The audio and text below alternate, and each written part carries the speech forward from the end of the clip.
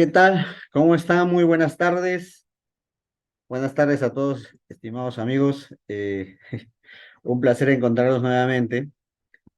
Desde acá, desde Perú, saludar a todos nuestros amigos de diferentes regiones, de diferentes países, incluso de Perú. Un placer poder encontrarnos en esta reunión que intenta ser solamente un aporte para todos los profesionales que estamos inmersos en este apasionante mundo de la nefrología. Y como aporte y con coincidencia, en concordancia con el Día del Enfermero en el Perú, se hace esta pequeña reunión. Esperemos que satisfacer las expectativas, de hecho que son enormes, porque es un tema que es muy más que interesante, importante en nuestra formación, más aún en una situación como la nuestra, Latinoamérica, y hablo también específicamente en el Perú, en relación a cada vez mayor número de catéteres y menos fístulas, y las pocas fístulas o excesos vasculares permanentes autólogos, hay que cuidarlas, hay que preservarlas, y de tal manera que puedan tener una mayor permeabilidad y supervivencia. Así que bienvenidos todos a este Nefro Café. Vamos a empezar porque no hay más tiempo que perder. Desde ya reiterándole el saludo a todos nuevamente y vuestra presencia en esta reunión. Cuando uno habla de canulación, obviamente tiene que hablar del acceso vascular, y el acceso vascular es gestión nuestra, del enfermero propiamente. No significa ello que no está inmerso en un trabajo en equipo, como se ha visto, o es la corriente mundial, es la corriente global. La gran mayoría de sociedades que abordan el tema de accesos vasculares son de trabajo interdisciplinar, multidisciplinar, como quieran llamarlo, pero donde participamos todos los profesionales que estamos inmersos en este trabajo, incluso el paciente. Esta es una nueva corriente, son paradigmas que tenemos que ir cambiando en la medida que estemos desarrollando mayor capacidades, una mayor formación en este tema. Definitivamente es un apasionante tema, pero requiere la necesidad de mayor formación. Entonces, aquí hay un compromiso de cada uno de nosotros los profesionales, de las sociedades, de la academia, las instituciones de salud o los gestores, incluso la sociedad y el paciente. Pero bueno, vamos a nuestro tema, que es eh, canulación, arte y o ciencia. Yo considero que el abordaje del acceso vascular desde la creación tiene que ver con un arte y también con una mezcla de la incorporación de la ciencia. Tenemos una formación científica nosotros. Y cuando hablo de acceso vascular adecuado, ¿qué es lo que nosotros queremos tener? Todos aspiramos a tener un acceso vascular adecuado frente a nosotros para poder desarrollarlo mejor nuestro trabajo y que el paciente pueda tener eh, una mejor atención. Entonces, ¿qué nos debe reunir un acceso vascular adecuado? Lo que está acá. Una diálisis adecuada con un flujo sanguíneo suficiente, que sea un acceso seguro donde podamos repetir múltiples funciones. Son 156 sesiones por año y, y el paciente tiene mucho por vivir, porque en nuestra realidad, al margen de las diferencias por países, el trasplante, como les digo siempre, no está a la vuelta de la esquina. Las tasas de donantes por millón son disímiles en nuestra región, pero mientras esto no llegue a estándares tales cuales como España, que resulta siendo uno de los mayores referentes en trasplante, tenemos que cuidar el acceso vascular para que este paciente pueda tener una sobrevida amplia y con una calidad de vida óptima. Y esto también debe reunir que tenga la mayor permeabilidad en el tiempo y la menor tasa de complicaciones posibles. Dentro de esto, dentro de este abanico de accesos vasculares, creo que la preferida o el acceso top, podríamos decir, es la fístula arteriovenosa, sin decir que uno u otro es el malo de la película o que tiene algunas deficiencias en relación a otros. Lo que sí es cierto es que la fístula arteriovenosa tiene menores complicaciones infecciosas, técnicas, en relación, por ejemplo, al catéter. Bueno, la tasa de mortalidad entre estos accesos es diferente, y de tal manera que uno puede decir, yo quiero este acceso, o desarrollemos políticas para este acceso, porque esto nos va a permitir desarrollar mejor, obtener a los pacientes en mejor calidad de vida. Tomo este comentario de un gran amigo nefrólogo, con el cual compartimos también este sueño de que el acceso vascular se pueda desarrollar con mayor impulso, mayor participación. Pero él dice que la cirugía, un paciente que se somete a una cirugía de acceso vascular para diálisis no es como un paciente que se somete a otras cirugías. Definitivamente, hacerse una colecistectomía, una apendicectomía,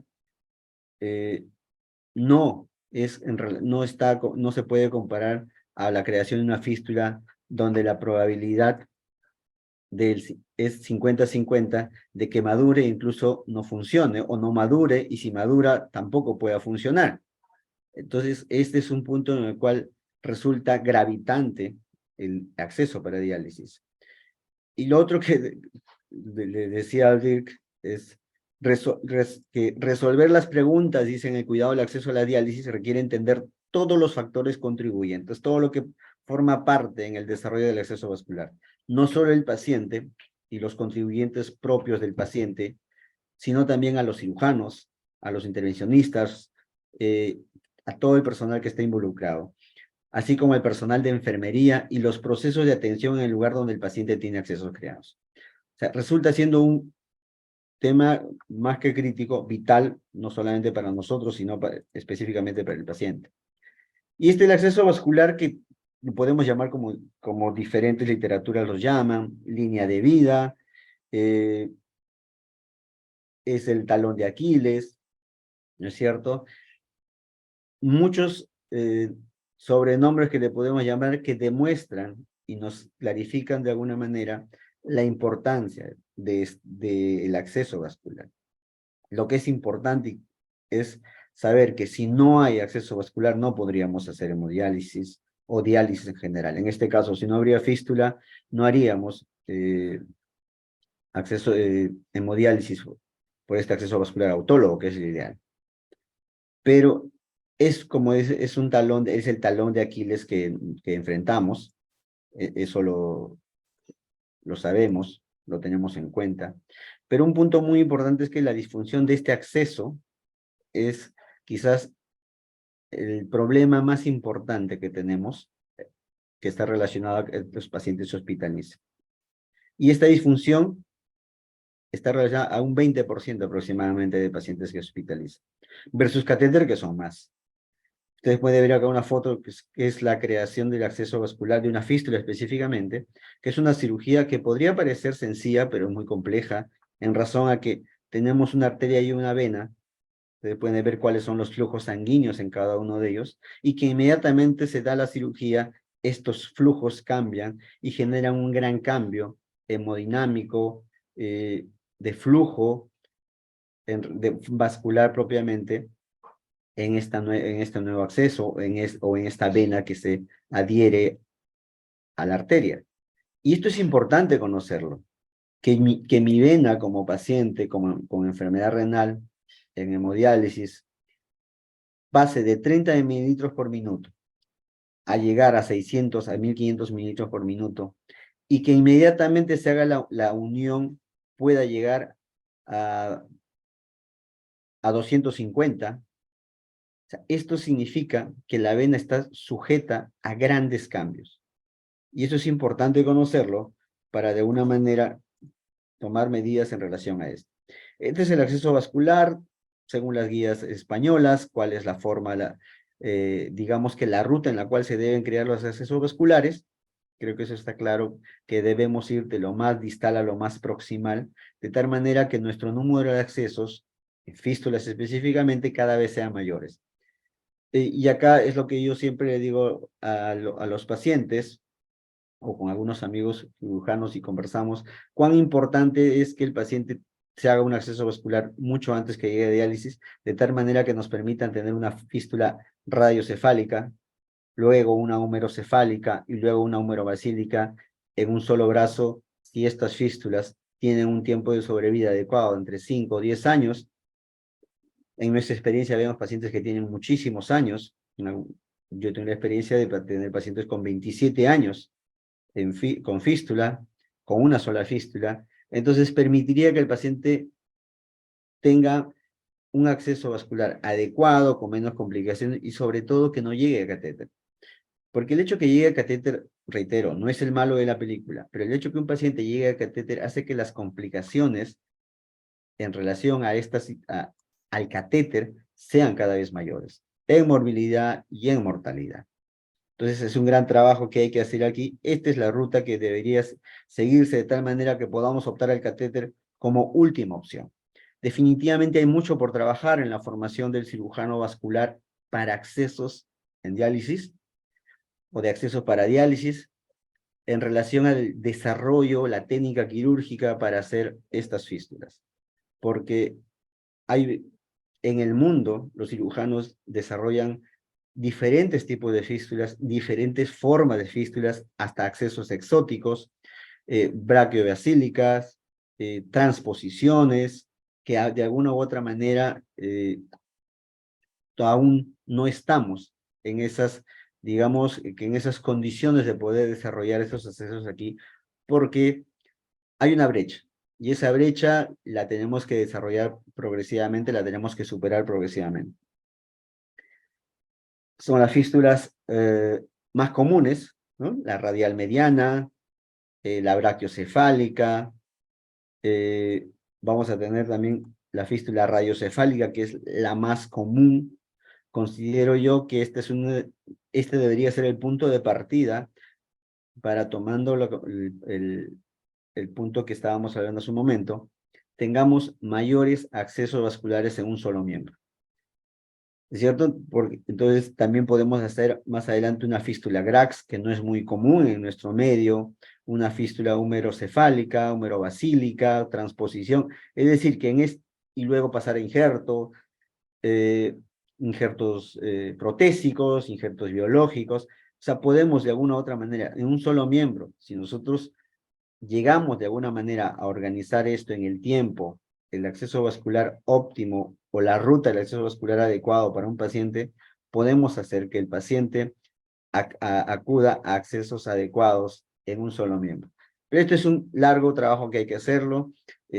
Las sociedades han despertado o están de alguna manera incorporándose mejor a este trabajo, de tal manera que podamos copiar algunas cosas. Una muestra es el trabajo que hacen los cirujanos japoneses, que su estándar de inicio de fístulas está entre los 10 y los 14 días, que supera todas las guías que podamos nosotros conocer. Pero bueno, este es un trabajo largo que hacer. Estas son las fístulas que tenemos en el mercado, digamos en este medio. Y aterrizando en el tema, esta es una posición mía, digamos que un punto de vista muy mío, de mi experiencia, en esta poca experiencia que tengo. La intervención de enfermería tiene 4 fases en relación al acceso vascular, que es la parte preservativa del acceso vascular, la preservación de las venas para un acceso vascular adecuado, cuando se pueda crear, la creación, el proceso madurativo, la importancia de de la educación del paciente, la participación de la enfermera en este proceso de creación y maduración. Ya hemos hablado cuáles son los cambios hemodinámicos en nuestra primera conversación, y está en el canal de Nefrocafé, fue maduración del acceso vascular, que es un tema muy amplio, que representa una formación profunda del personal de enfermería para poder educar al paciente. El abordaje o la canulación que es quizás uno de los puntos también muy importantes que hoy día vamos a hablar, y la vigilancia.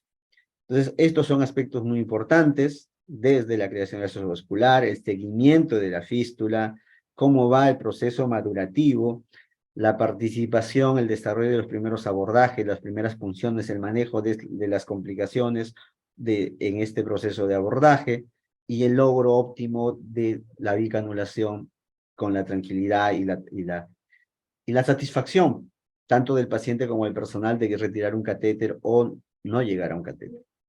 ¿Sí? Entonces, cuando vemos esto del acceso vascular y vamos a hablar de canulación, no podemos dejar de hacer examen físico, de evaluar qué es lo que tenemos frente a nosotros y cómo lo vamos a abordar. Vamos a ser muy sucintos en este tema, pero creo que la evaluación física es es lo más importante antes de abordar un acceso vascular. Entonces, como todos lo dicen, mirar, tocar, sentir, las guías americanas lo dicen, tienen un trabajo, como ellos se llaman, el chequeo en un minuto, o sea, en un minuto uno puede hacer todo este proceso de evaluación. El tema es que hay que hacerlo de manera continua, pero hay que mirar. Creo que el primer proceso es desde el momento que el paciente, antes que se siente en su puesto, en su unidad, uno puede ver al paciente cómo está la piel, si hay signos de inflamación, si hay enrojecimiento. Desde que ya interactúa con el paciente y le dice buenos días o buenas tardes, ya uno con la experiencia que tiene va mirando y va determinando qué condiciones puede tener o en qué condiciones está un exceso vascular para determinar qué acciones desarrollar.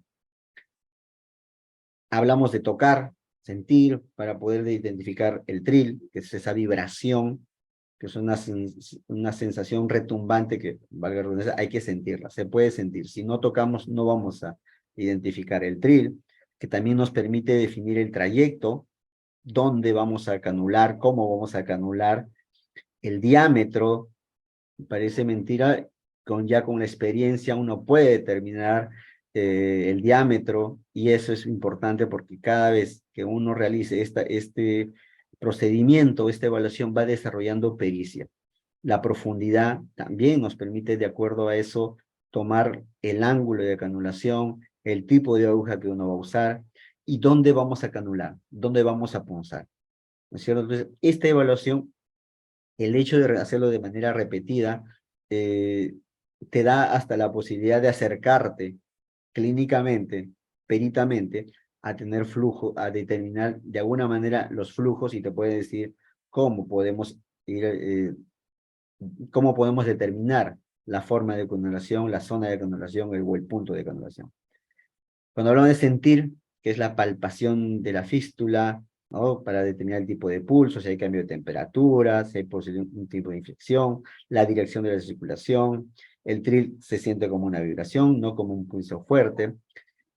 Y cuando hablamos de escuchar el soplo, el uso del estetoscopio aquí es básico, es un tema que en el momento que uno toma la presión, en todo caso si lo hace la máquina, pero es importante que usemos el estetoscopio. El estetoscopio es, digamos, que nuestra herramienta para evaluar un exceso vascular, básica, ¿no? Nos permite determinar el sonido, el soplo, que es un sonido que retumba y se escucha, obviamente, con el estetoscopio, que está causado por el flujo de sangre que atraviesa de arteria a vena a alta presión, ¿sí? Un soplo normal debe tener como un zumbido continuo, que es sistólico y diastólico, ahí se puede definir, y es por eso la importancia de hacer esta práctica de manera continua, ¿sí? Entonces, hay que considerar que grandes cantidades de sangre pasan a través de las fístulas, desde las arterias de alta presión, como puede ser una arteria radial, una arteria braquial, hacia las venas de baja presión, y han visto las diferencias de flujo que cada uno de estos accesos tiene. Y para efectos de evaluación, uno tiene yo me quedo con esta frase: se escucha el soplo y se siente el trill. Esto es básico. Para un poco definir qué cosa es el soplo, qué es trill, hay que escuchar el soplo, hay que auscultar el soplo, y podemos sentir el trill cuando ponemos la mano o los dedos. Considero yo mejor, sugiero que sea por la mano. Este es vamos a ver un pequeño video, un poco para poder Vamos a acelerarlo. Este es un video que lo hace el doctor Tushar, los que ya lo conocemos.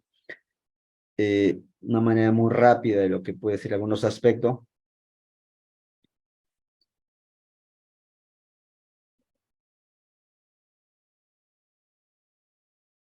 Un poco para que vean cómo es el flujo normal de una fístula, pero en estos casos tenemos una fístula hiperpulsátil.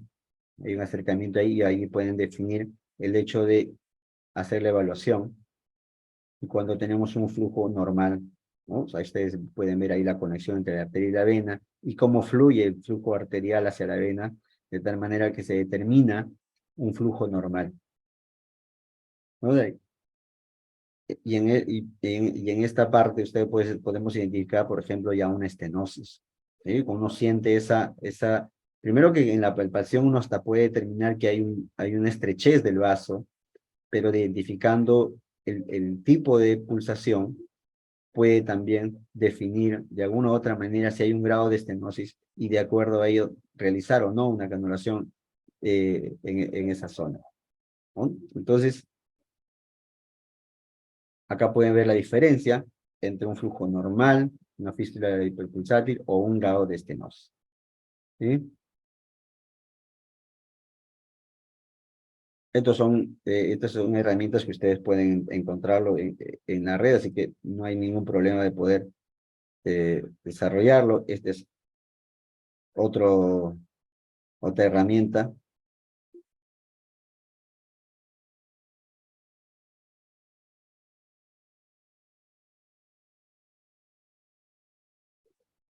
Cuando hablamos de venas accesorias, ahí pueden ver, se va a evaluar cómo puedes identificar el tril, ¿sí? Ahí tenemos la fístula, vamos a ver si hay ausencia de tril. Cuando el flujo sale y no te hace esa fuerza que debería tener por el hecho que ese flujo sanguíneo que es de alto flujo, de redundancia, te hace una fuerza. Pero cuando nosotros tenemos una vena accesoria, el tril o el flujo determina el paso de esa sangre a una vena accesoria y de tal manera que uno ahí puede identificar las características del tril. Y en algunos casos estas venas accesorias podrían afectar también el funcionamiento del, de la fístula en relación al acceso y a la punción y obtener un flujo adecuado, ¿sí? Entonces, como pueden ver, estas son herramientas que uno tiene para poder evaluar el acceso. Esto es un poco muy rápido de lo que es el tema de la evaluación del acceso vascular. La test de elevación, el test de elevación del brazo, que es una prueba muy sencilla para diagnosticar si hay un problema de obstrucción, que puede ser una estenosis o una trombosis, ¿sí? Entonces vamos a ver que en ausencia de una obstrucción, la fístula se colapsa completamente porque no hay obstrucción. Y en presencia de obstrucción, la parte distal de la obstrucción permanece distendida, mientras que la parte proximal respecto a la obstrucción o la estenosis se va a colapsar. Entonces, vamos a verlo en el siguiente video. Ahí se eleva el brazo, vamos elevando el brazo y vamos viendo cómo si colapsa o no se colapsa. Es un examen muy rápido, muy sencillo, que hasta el propio paciente puede realizarlo, ¿no? De tal manera que ustedes pueden ver ahí nuevamente para que lo puedan ver. Este es un examen muy rápido. Por eso que de alguna manera en algunos hospitales se da un minuto, ¿no? O unos minutos para identificar esto. Pero la idea es que esto se haga de manera continua para que el personal tenga la pericia. Es lo que es importantísimo, tener la pericia. En la medida que vayamos practicando y vayamos repitiendo estas prácticas, nos va a permitir tener pericia y esto va a hacer que nosotros tengamos mejores competencias para descartar o no alguna complicación.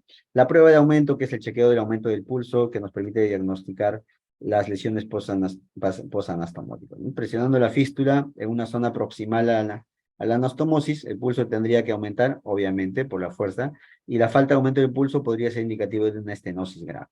Eso es básicamente el hecho de poner dos zonas para hacer evaluar, ejerciendo presión en una y abriendo en otra, de tal manera que nos permite identificar sí o no una estenosis o alguna complicación en relación a ello. Y cuando hablamos de canulación, ya aterrizando en el tema, obviamente este es un tema muy amplio, vamos a tratar de ser muy sucintos en ello, pero las prácticas, esto debe quedar bien claro en todos nosotros, las prácticas de canulación son importantísimos en el cuidado y la atención de la fístula arteriovenosa. Tiene que ver con la sobrevida del acceso vascular y obviamente con la calidad de vida del paciente. ¿Por qué? Porque si no tenemos una práctica adecuada, podemos provocar complicaciones y somos nosotros los que lo provocamos. Y esto puede ser de manera temprana o de manera a largo plazo.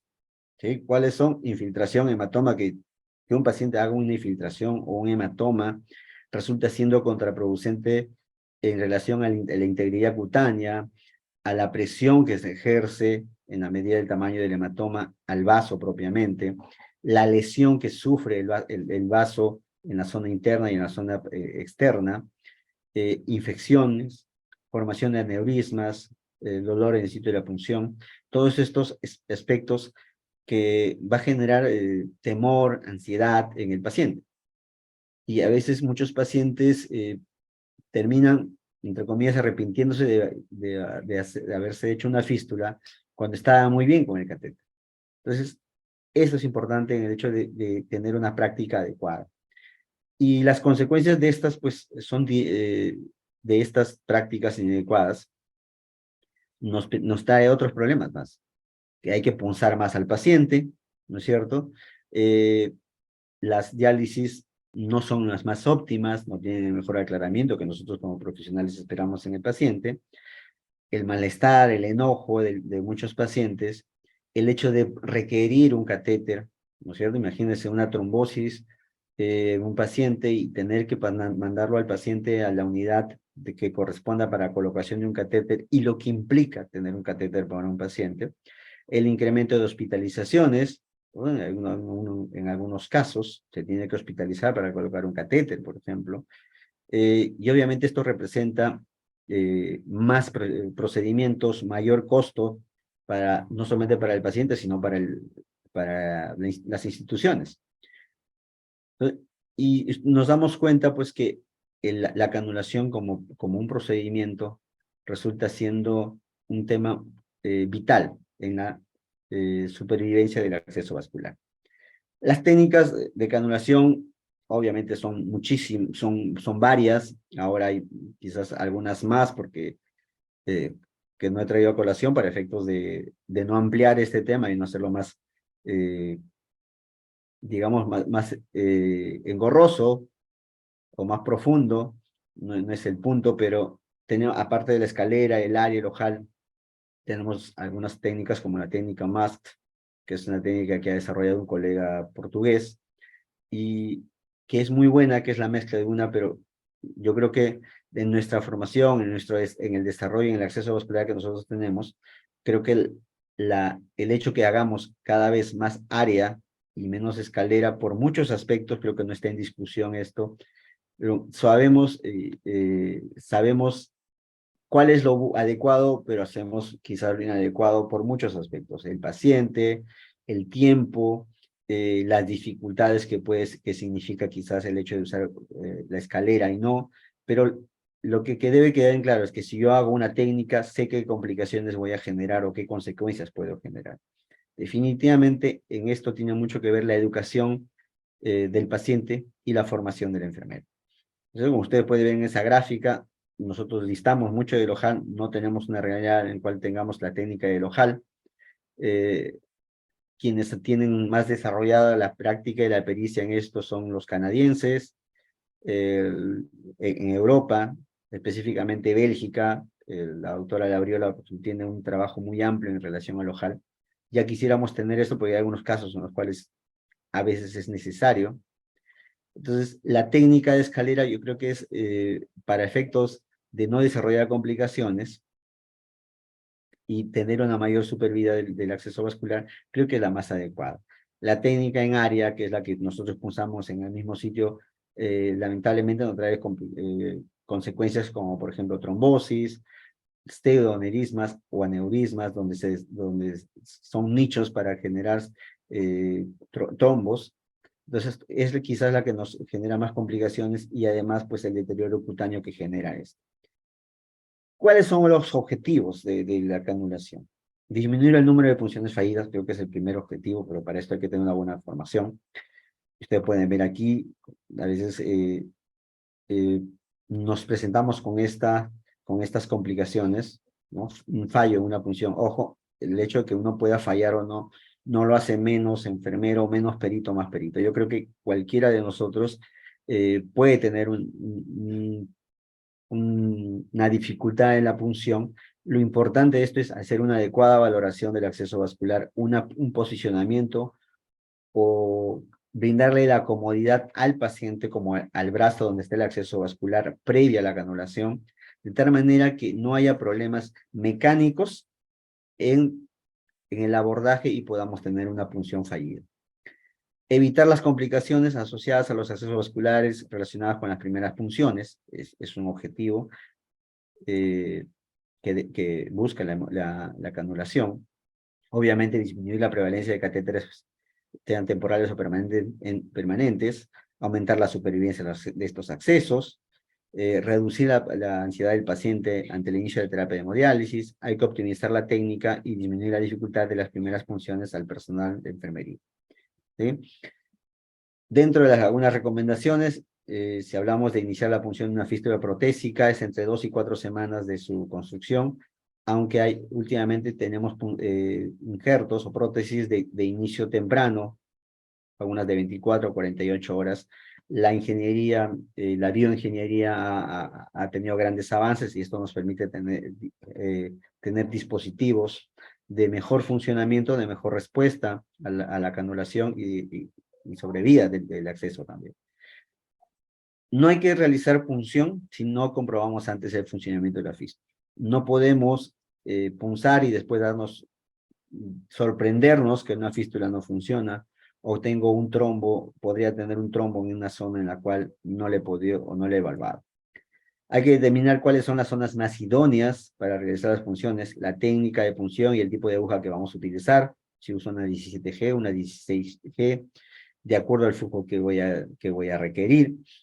El uso del torniquete es básico. Considero que no todos los accesos van a requerir torniquete, pero sí es básico en algunos accesos, porque nos permite algunas características, por lo menos nos favorece el abordaje o la ubicación del vaso en este caso. Obviamente no vamos a usar torniquete en las protésicas. Siempre que sea posible o necesario, hay que usar agujas delgadas, especialmente en las primeras punciones. En un momento haremos una presentación sobre las canulaciones, que también es importantísimo porque eso tiene mucho que ver con la sobrevida también del acceso. Usar 16, que es la más habitual en algunas realidades, como Europa o Estados Unidos usan la 15 porque los flujos que ellos obtienen o requieren son altos. Pero el hecho de usar una aguja u otro está relacionado al flujo de sangre que requerimos, ¿no es cierto? Pero un flujo mayor de 200 en las funciones iniciales, por lo menos nos da un resultado adecuado u óptimo en el progreso de la maduración o del uso de la fístula.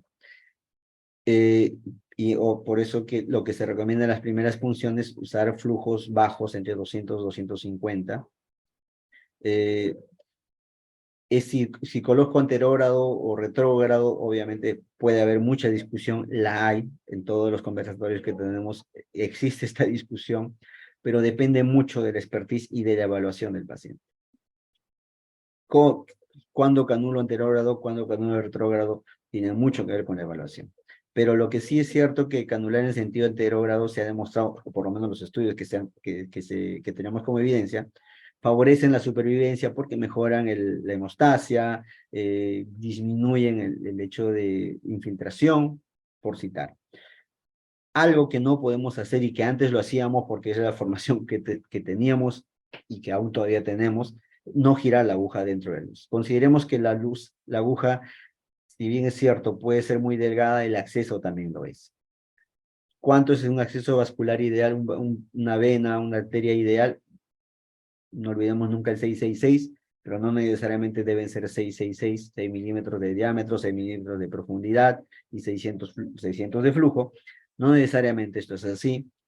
La evidencia nos ha mostrado, como en algunos casos, si yo tengo un catéter que está infectado y yo tengo una fístula de 400 o 500 mililitros de flujo, o de 4 o 5 milímetros de diámetro, obviamente voy a evaluar la posibilidad de canularlo si tiene el flujo adecuado, porque en riesgo está tener un catéter infectado. Entonces, en esa estrechez que puede significar un vaso, la aguja dentro del vaso nos va a generar grandes problemas. Uno de ellos es rasgar el cuerpo, la integridad de la parte interna del acceso, que ya tiene una estructura inflamatoria, ¿no es cierto? Lo vamos a rasgar y podemos generar infiltraciones, ¿sí? Entonces, esto es importantísimo. Si vamos a canular ya con el bisel invertido, hay que hacerlo así. Esta es una suerte de práctica, de tal manera que no tengamos que girar por este problema. La hemostasia en las primeras funciones son vitales. Debe hacerlo una profesional, una enfermera con experiencia o con preparación adecuada. No significa tener más años en la terapia, en la práctica, tener más experiencia o ser muy perito en el manejo del acceso vascular. Hay muchos enfermeros jóvenes que han desarrollado esta práctica o tienen ya la competencia innata. Entonces es un tema de valorar adecuadamente y hacer el procedimiento de manera más adecuada. Y considerar el trayecto para canular, lo ideal es tener una línea recta. En algunos casos vamos a tener accesos que son tortuosos, angulados, curvos, pero hay que considerar la posibilidad de la línea recta. Y aquí es un punto que hay que considerar. Si bien es cierto, se une una arteria con una vena, esta vena sometida a grandes flujos, al tema del cizallamiento, a los cambios hemodinámicos y físicos y bioquímicos que tiene la vena per se, también se ve alterada su geometría vascular. Entonces, el hecho de evaluar adecuadamente o correctamente nos permite conocer también la geometría del vaso, de tal manera que yo puedo definir cómo voy a colocar la aguja. Entonces, buscar siempre la línea recta, y eso con una evaluación y conociendo la geometría del vaso, podemos hacerlo. El torniquete, la compresión con la mano del paciente, que ya lo hemos hablado, mejora la luz del vaso. Esto es la vasodilatación, lo vamos a ver luego. El cierre de la mano del paciente, con el índice, ubicar las zonas de punción. A veces buscamos ubicar el vaso o definir el vaso con la mano, obviamente con la mano contraria, pero lo hacemos con el pulgar. Y hay que considerar que el pulgar tiene un pulso quizás es más pulsátil que el índice. Entonces podemos confundir los pulsos y no nos va a permitir también una definición más adecuada del vaso y para poder punzar. Generar la tensión en la piel en sentido contrario, ahí disminuye por lo menos el dolor, la sensación del dolor. Canular con el ángulo adecuado en el momento de ubicar el flujo sanguíneo es que nos permite ubicar la aguja en la luz del vaso. Esto es un tema que es básico para colocar la aguja. Entonces, ¿cómo canular? Examen físico, evitar la punción de la pared posterior, porque hay que insertar la aguja de acceso a un ángulo de acuerdo a la profundidad del vaso, ahí la importancia del acceso, de la evaluación, y avanzar la aguja de una manera paralelo al conducto o el acceso. Evitar la inserción de la aguja en ángulo próximo a los 90, aumenta la posibilidad de perforar la pared posterior. Evitar la punción repetida en el mismo lugar de la inserción del hematoma, porque nos puede producir hematomas o pseudoaneurismas.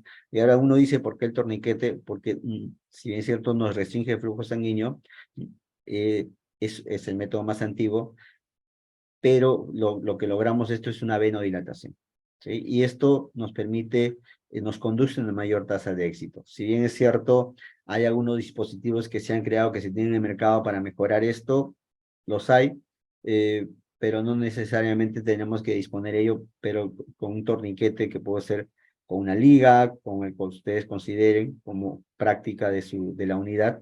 Lo importante es la venodilatación para disminuir el riesgo de infiltración. Acá ustedes pueden ver, eh, quizás un problema que se presenta en los pacientes que tienen accesos vasculares brachiocefálicos. En algunos casos brachiobasílicos, pero sobre todo en los brachiocefálicos, que es lo que más se hacen, porque el hecho de que estos pacientes tengan el brazo, muchos de ellos con sobrepeso previo a la terapia de hemodiálisis, hace que el brazo tenga mucho tejido cerebral subcutáneo y el vaso está a mayor profundidad. Esto hace que el ángulo de punción sea mayor, como ustedes pueden ver aquí, en un ángulo de punción de 60 grados casi, porque obliga ello por la presencia del vaso más profundo. En estos casos, pues acá tenemos un acceso de un abordaje con 15 grados, y eso está relacionado, pues, por la superficialidad. ¿Sí? Acá ustedes pueden ver todo lo que tiene que atravesar la aguja, la piel, el tejido cerebral subcutáneo y recién llegar a la fístula. Entonces, este es un tema que también está relacionado a al ángulo y a la evaluación y el tipo de acceso y las características del miembro que tiene el paciente. Lo ideal es tener una fístula en estas condiciones, ¿no? Ya punzada, nos permite ver qué tan funcional es la fístula. Ustedes pueden ver aquí que tiene un flujo óptimo, ¿sí? Entonces, eso es lo ideal, tener un acceso vascular que nos dé un flujo óptimo, de tal manera que dentro de nuestra evaluación tener un mapeo adecuado y no lograr esto, ¿no? Esto yo creo que es uno de los problemas que todos enfrentamos.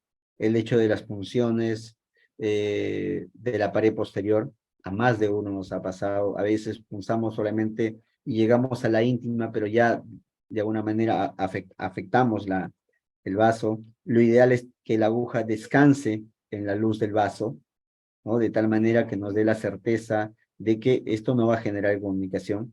Si ustedes imaginan, y acá quiero tomar el ejemplo de esto, si ustedes imaginan que esta aguja se gire, el hecho de girar rasga la pared. Y eso es lo que quería decir hace un momento en relación a no girar. Entonces, busquemos lo más adecuado y esto está relacionado a una valoración adecuada del acceso vascular.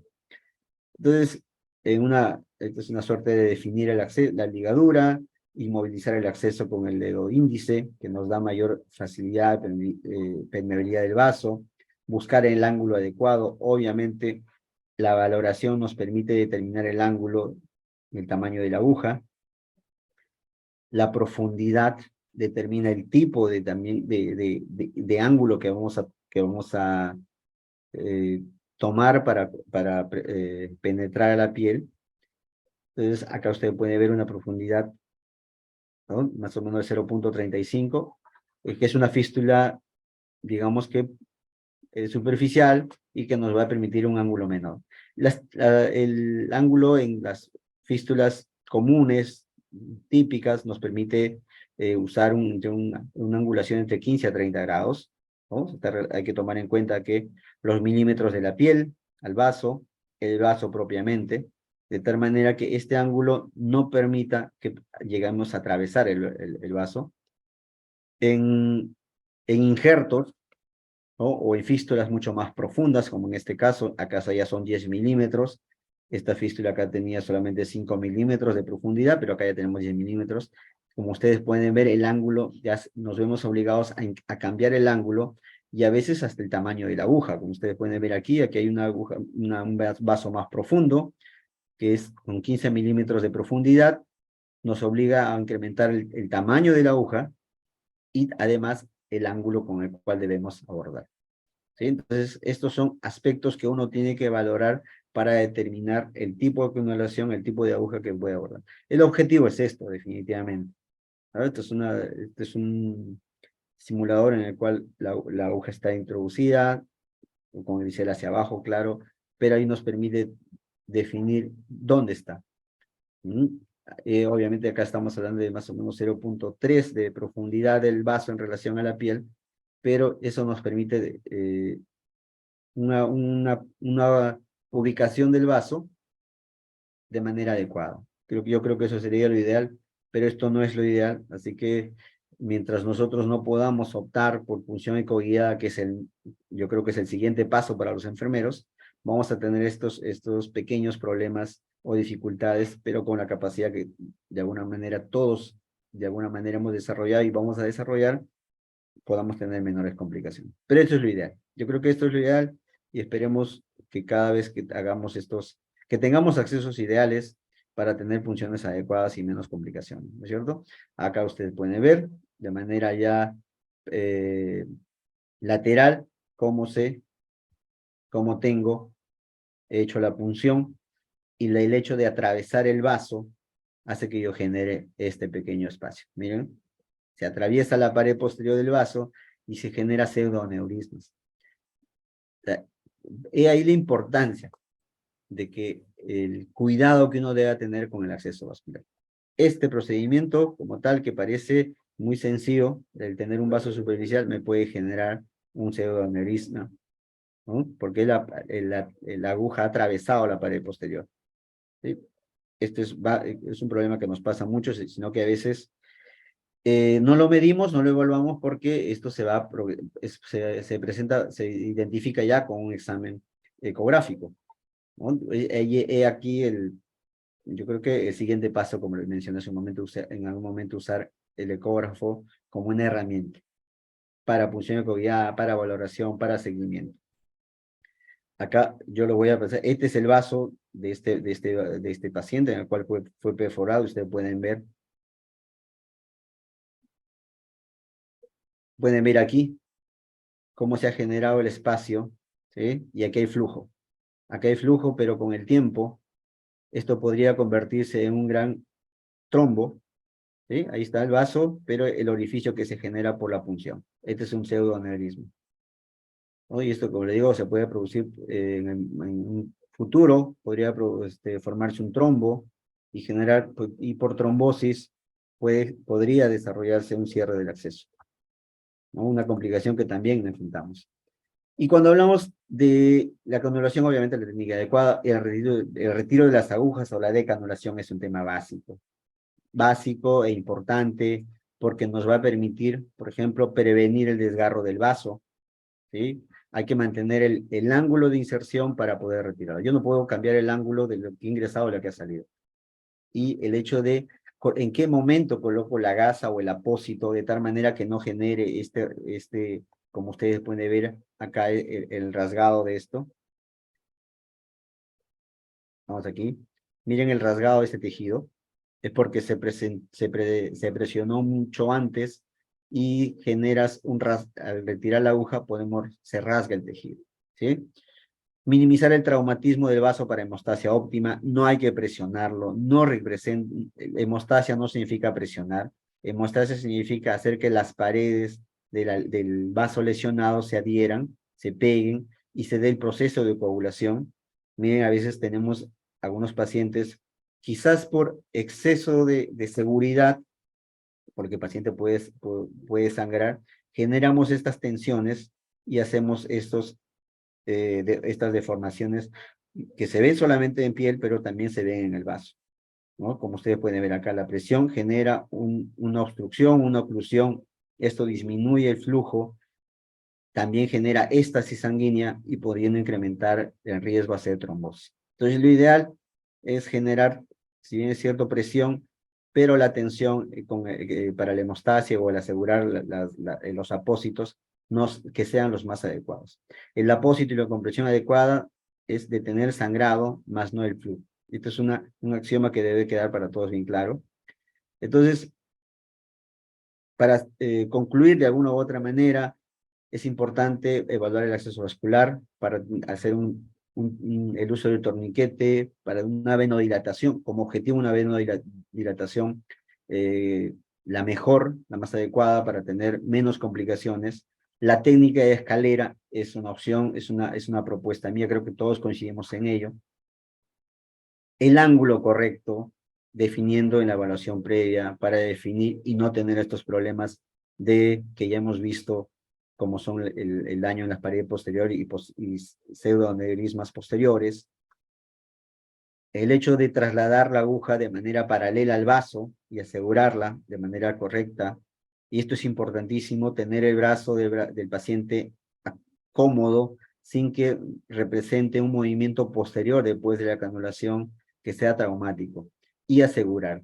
En Europa y Estados Unidos hay un programa que se llama, obviamente está en inglés, pero se traduce que no se muevan el brazo, no se muevan las líneas, no se muevan las cánulas. Y es un programa que podríamos de alguna otra manera trabajarlo en las unidades, de tal manera que el paciente no mueve el brazo. A veces el paciente mueve el brazo porque considera que pues ya está seguro y no va a pasar nada. Y ustedes han visto qué tanto es el diámetro de un vaso, cuál es el tamaño de la aguja en la punta, y el hecho que mueva el brazo o solamente movilice haga un pequeño movimiento, puede cambiar el ángulo de la aguja y puede lacerar la parte posterior o anterior del vaso, ¿sí?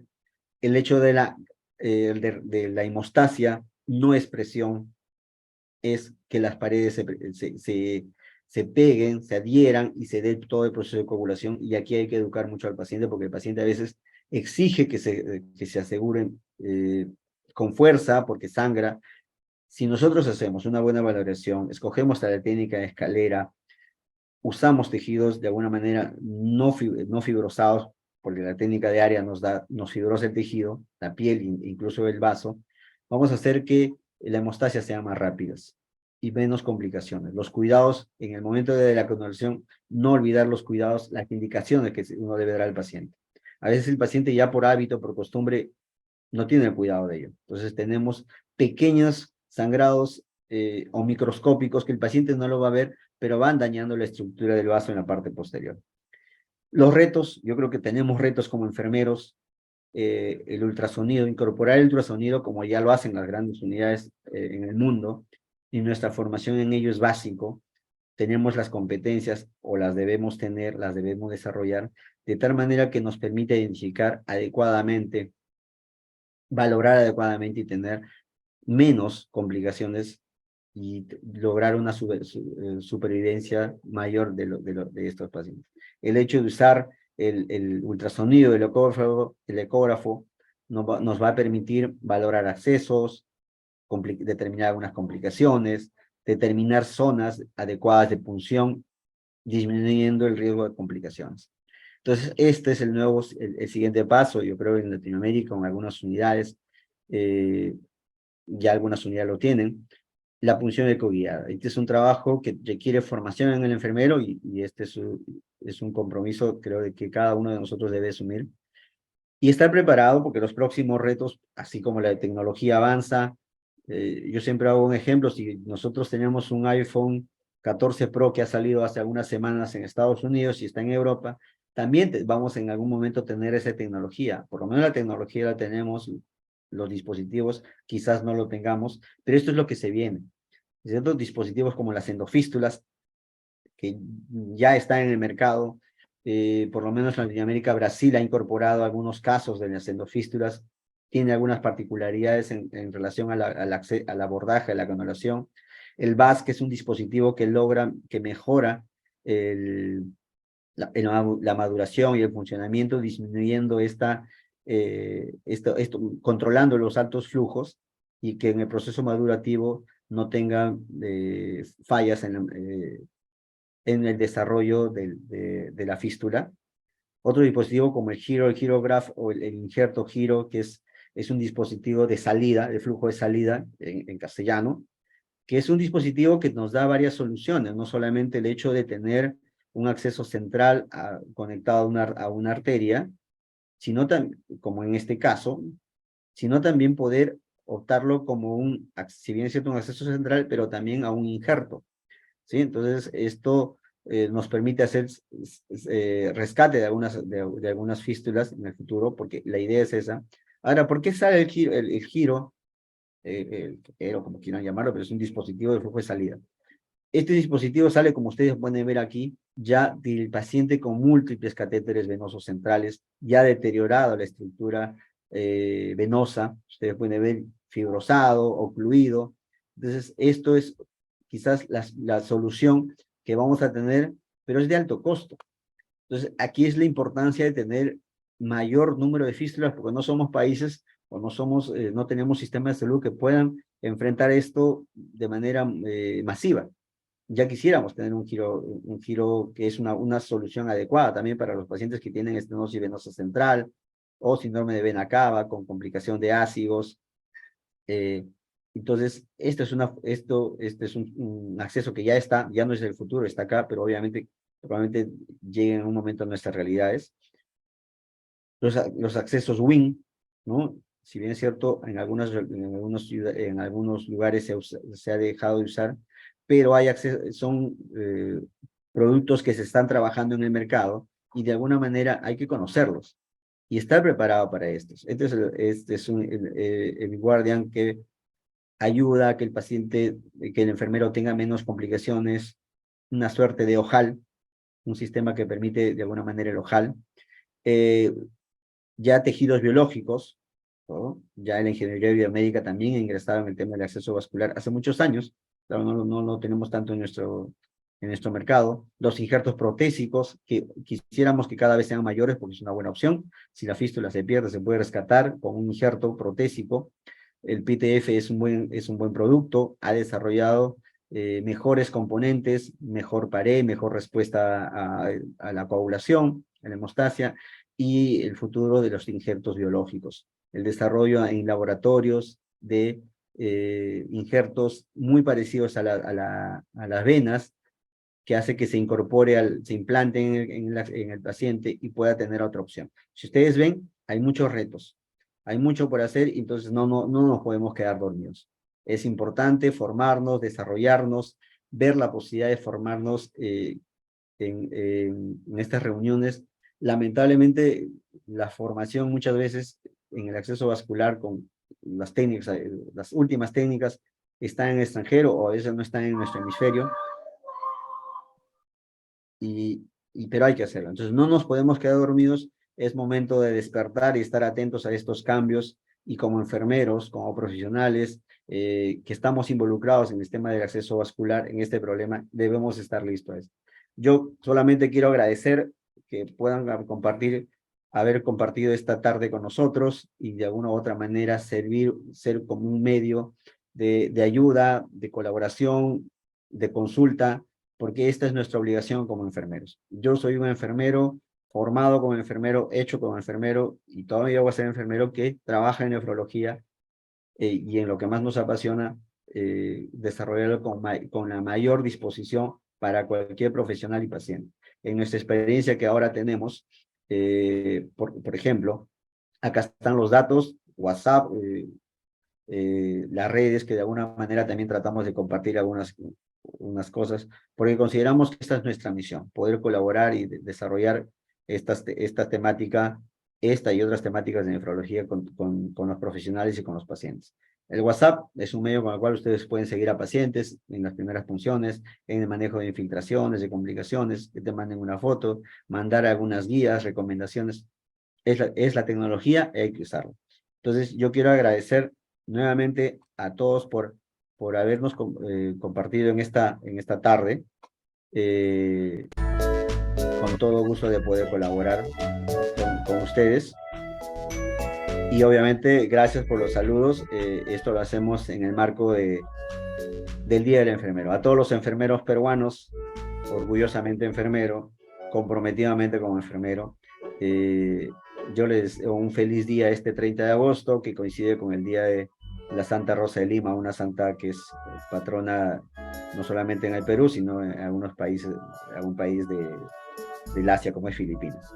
Entonces, nuevamente, agradecerles por su invitación, por su presencia, ya habiendo cumplido una hora. Vamos a dar por término. Cualquier pregunta, esta presentación va a estar subida en el Nefro Café, que es un canal YouTube que hemos creado con un gran colaborador que es Enzo Valentino. Entonces, tratamos de desarrollar esto. Vamos a intentar hacerlo de manera mensual con algunos otros invitados, con una suerte de conversaciones sobre nuestra experiencia en relación a esto. Entonces, yo quiero agradecer nuevamente y decirles hasta acá nomás. Si tienen alguna pregunta, y espero que poder resolverla así de manera rápida, pero gracias a todos los que comparten esta pasión con nosotros. Desde ya tengo que trasladarles mi experiencia y invitarlos a los enfermeros jóvenes, y no tan jóvenes tampoco, a que se sumen a esto con mayor apasionamiento, mayor entrega. Enfermería necesita enfermeros que requieran darle punch y fuerza a esto. No hay otra manera de estar posicionados como enfermeros que salir a las grandes ligas. Y esto requiere formación, un poco de esfuerzo. No sé si hay algún amigo médico acá que nos acompañe, pero esto solamente representa el esfuerzo de cada uno de nosotros y de algunos colaboradores. Para fines de este año estaremos visitando, dando una conferencia como siempre, con el Grupo Español Multidisciplinar de Accesos Vasculares en Barcelona, los cuales los invitamos también en un futuro participar en esto, que es valioso participar en esto. Estaremos en Colombia, en Brasil, también con un grupo de cirujanos de acceso vascular, gente que trabaja en acceso vascular en Latinoamérica, que también los invito a poder formar parte de esto, y nuestro Congreso Latinoamericano de Enfermería Nefrológica, que ya muy pronto lo estaremos compartiendo toda la información. Esto es Nefrocafé. Acá damos por finalizado. Cualquier pregunta, háganlo en el canal, de tal manera que podamos absolverlos. Y si ahí tienen los números de WhatsApp, también respondemos, compartimos información, literatura. Por esta suerte tenemos suscripción a muchísimas revistas, no solamente de neurología, sino de acceso vascular, así que tratamos de compartir, porque esta es nuestra obligación, compartir a quien lo quiera. Hay una frase que siempre digo, que siempre me la comentan y la recuerdo. O sea, si no te veo venir, no sé qué estás. Así que, vamos. Que tengan un feliz día a todos los enfermeros peruanos y a todos los que nos acompañan de diferentes países. Gracias a todos ustedes. Muy buenas tardes. Hasta pronto.